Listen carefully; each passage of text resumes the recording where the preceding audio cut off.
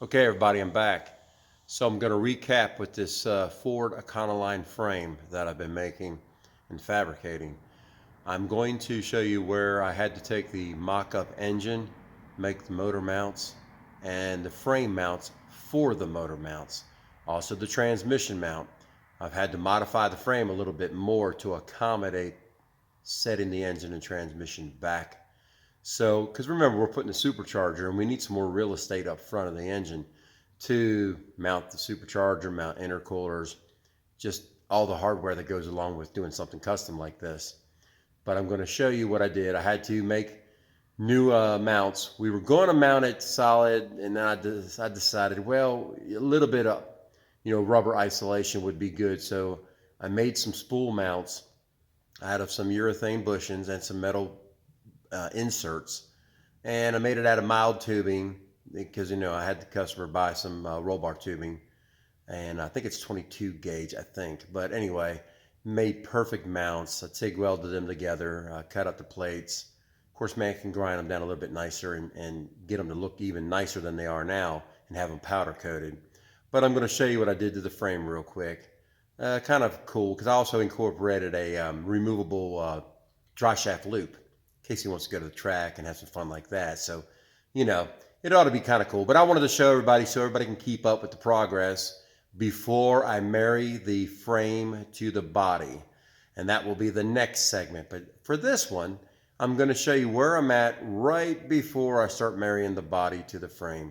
It's kind of cool. So let me show you. Okay, so here's the 300 Ford inline 6-cylinder. You can see what I've done as far as the mounts are concerned. You can see I made a mount here and then made a mount right here. And of course the frame, made 2 ears, and I'll show you. Let's look here. See how the plate mounts to the block itself. And then you can see where I've done here. I've taken bolt, made almost like a triangle, and you can see the spool mounts down here. And all that is that's 1.5 inch tubing. Put the rubber inserts in. Of course, got it welded up to the frame. I'm going to finish burning and everything in. I just have to make sure everything's mocked up properly this go around. And let me go around the other side here. You can see how that one's made. And it sits back pretty good. See where the cross member is. I'll come up here so you can kind of look. See where the cross member is. So that's the cross member. That's the center line of the front end. Look how much further it sits back than that.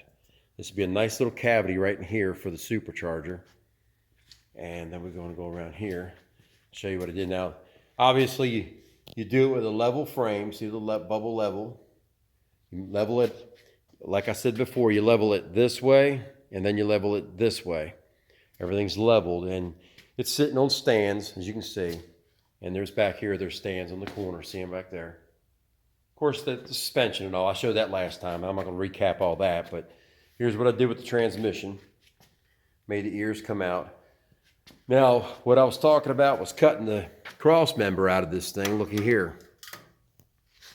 I had to cut a half moon section out right through here to allow the engine to sit up in the chassis, so we have some oil pan clearance off the ground, which is going to have a lot. It's going to have enough, but you can see what I did here. I made 2 more spool mounts. Made one big wide one in the back here. Check this thing out. Let me move this level.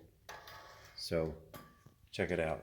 I took the original mount and I cut the rubber part of it off, welded it to a piece of tubing, and then I made inserts go in. Then I welded these ears to the frame of the vehicle.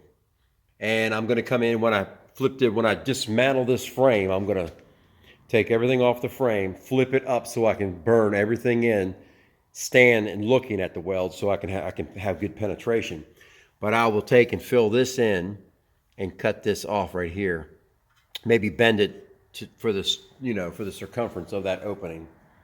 This will leave. This is just for mock-up. I tack welded it. As you can see, I tack welded it right here.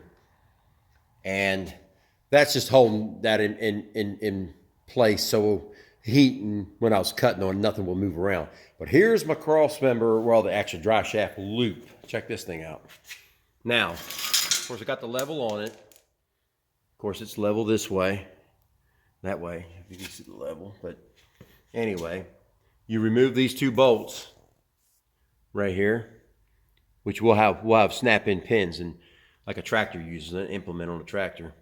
And then the loop drops down through the bottom, and that's all burned in. That's all leveled up. Of course, you won't, like I said, you won't see this tubing right here. This goes away, and that'll be all open. It'll be a short drive shaft there. Look how short that drive shaft will end up being. Oh my goodness! If it's 26 inches, it'll be a miracle. But it sits back pretty good. Let me get an overall view here.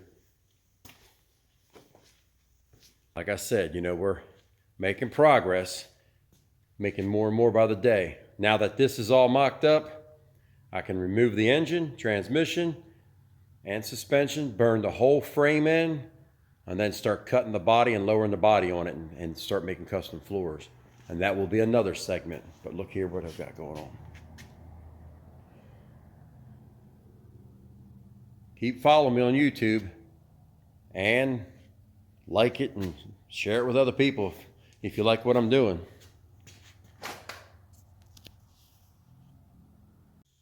So there you have it. I'm ready to start marrying that frame to the body, and hopefully the next video you will start seeing some of that progress happen. But just stay tuned. It's going to start getting kind of exciting around here.